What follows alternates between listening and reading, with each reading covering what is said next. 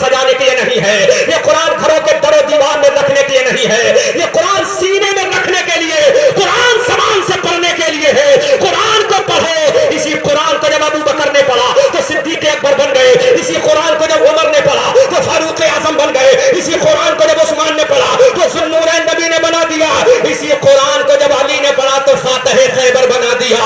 جب علی کی ذوالفقار علی کے ہاتھ میں احد کے میدان میں چل رہی تھی، علی قرآن پڑھ رہا تھا، احد کے میدان میں علی کی ذوالفقار چل رہی تھی، حضرت علی قرآن کی تلاوت فرما رہے تھے تو چاروں جانب سے یہی آواز آ رہی تھی، شبرا کی پروا، ضلع بحرہ صوبہ اتر پردیش کے مسلمانوں، ذوالفقار قرآن پڑھ پڑھ کے علی چلا رہے تھے، آواز آ رہی تھی، شیر مردہ شاہ یزدہ، قوت پروردگار، لا فتح الا علی، لا سیف الا ذوالفقار۔ عزیزان ملت اسلامیہ، اسی قرآن کو امام حسن نے زہر پی کر پڑھا تھا، اسی قرآن کو حضرت زین العابدین نے بوقت شہادت پڑھا تھا، اسی قرآن کو حضرت قاسم نے شہادت کے وقت پڑھا تھا، اسی قرآن کو میرے حسین نے پڑھا تھا۔ اب اپنے آپ کو حسینی کہنے والوں، اپنے آپ کو حسنی کہنے والوں، اپنے آپ کو قادری کہنے والوں، اپنے آپ کو واحدی کہنے والوں، جن کے آج نبی یہاں تشریف لائے ہیں، ان کے جد کریم کو بھی اگر اللہ نے یہ منصب و مرتبہ و مقام دیا ہے تو نبی کی محبت نے قرآن کی عظمت میں دیا ہے، جن کو دنیا نے مجدد بھی مانا ہے، عالم ربانی بھی مانا۔ نعرہ تکبیر، نعرہ رسالت، مشرق اعلیٰ حضرت فیضان قرآن، واحدی دولہا سید سرکار سہیل بیعت صاحب سجادہ۔ علامہ غلام احمد رضا، ہم نے کیا کیا؟ قرآن کو پڑھنا چھوڑ دیا، اب تو وہ 40 میں تک محدود کر لیا، 10 میں 20 میں تک محدود کر لیا۔ میرے بھائیوں، اب وقت میرے پاس نہیں ہے، ورنہ تمہیں سائنس نکال کے دکھاتا اسی قرآن سے، کہ سائنس کے تعلق سے میرا یہ قرآن کیا کہتا ہے۔ When I will come to return your village, I will deliver speech after this matter if I will alive in the world. اگر زندہ رہا دوبارہ آیا تو اس کے آگے تفصیل کروں گا کہ قرآن پرمانو ہتھیار کے تعلق سے کیا نظریہ پیش کرتا ہے، قرآن آکسیجن ہائیڈروجن کے اعتبار سے کیا نظریہ پیش کرتا ہے۔ بس ایک جملہ کہہ کے اپنی تقریر ختم کر رہا ہوں۔ دنیا میں سب سے پہلا چاند پہ کمندے ڈالنے والا انسان نیل آرمسٹرانگ ہے۔ اگر چاند پہ گیا ہے تو کسی اور کتاب کی بنیاد پر نہیں، تمہارے قرآن کی بنیاد پر گیا ہے۔ پورا فارمولا، پوری ریسرچ، پورا ضابطہ، پورا اصول انشاءاللہ پھر کبھی آ کر بیان کروں گا۔ جب تک وہ تھک گیا، دنیا کی ساری یونیورسٹی میں جا کر تھک گیا، ساری کتابوں کا مطالعہ کر لیا، لیکن چاند پہ جانے کا راستہ نہ ملا۔ پھر اس نے جب قرآن کو پڑھا تو قرآن میں چاند پہ جانے کا اشارہ مل گیا۔ سبحان اللہ۔ اب ڈاکٹر محمد اقبال نے کہا، کوئی قابل ہو اگر تو ہم شان بھی کئی دیتے ہیں، ڈھونڈنے والوں کو دنیا بھی نہیں دیتے ہیں۔ درس قرآن اگر ہم نے نہ بلایا ہوتا، یہ زمانہ نہ زمانے نے دکھایا ہوتا، وہ زمانے میں معزز تھے مسلمان ہو کر، ہم ذلیل و خوار ہوئے تارک قرآن ہو کر۔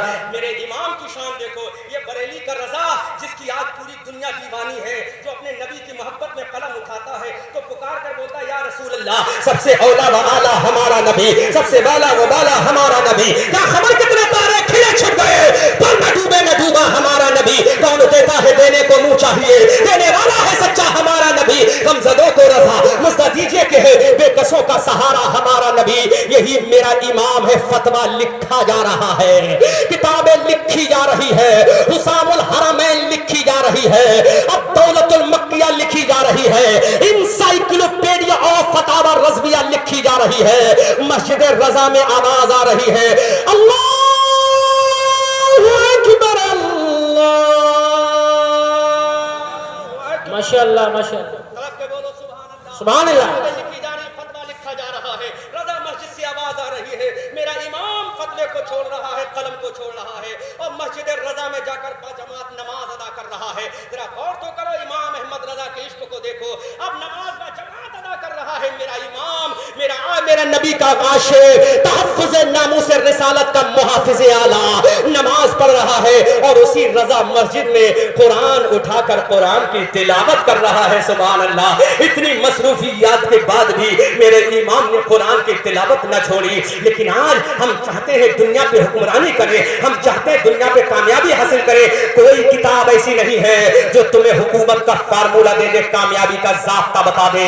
ایک ہی only one book ہے، پہلی کتاب ہے، ایک ہی کتاب ہے اس وقت پورے ورلڈ میں جو کہتی ہے پڑھنا تمہارا کام ہے، حکومت دینا ہمارا کام ہے حفاظ کرام کہ آپ نے نہیں پڑھا قرآن کی روایت کو وانتم الاعلون ان کنتم مومنین، تم ہی بلند ہوگے، تم ہی اعلیٰ ہوگے، روایت سچے پکے مومن بن جاؤ۔ مسلمانوں اپنی ماں بہنوں سے بھی گزارش کرتا ہوں سب سے پہلے تم نماز پڑھو اور نماز کے بعد قرآن کی تلاوت کرو، گھروں میں برکتیں آئے گی، گھروں میں رحمتوں کا نزول ہوگا، گھروں میں اللہ کا فضل نازل ہوگا، رسول اللہ کا صدقہ آئے گا، اور جب تم قرآن پڑھو گی تو تمام بلائیں تمہارے گھر سے دور ہو جائیں گی۔ کیونکہ دنیا میں کوئی بھی تعویذ دے دے وہ تعویذ قرآن ہی کے ذریعے دے گا یا حدیث کے ذریعے دے گا، یہی تعویذ ہے۔ اللہ کا قرآن بولتا فیہ شفاء للناس، اس قرآن میں شفا ہے لوگوں کے لیے، تو ہم نے شفا کو چھوڑ کر در بدر بھٹکنا شروع کر دیا۔ اس قرآن کی شفا کو لے لو، خدا کی قسم دنیا میں بھی سرخرو آخرت میں بھی سرخرو۔ اللہ کا قرآن بولتا ہے انا نحن نزلنا الذکر وانا لہ لحافظون، ہم نے قرآن کو نازل کیا ہے، ہم ہی اس کی تحفیظ کریں گے، حفاظت کریں گے۔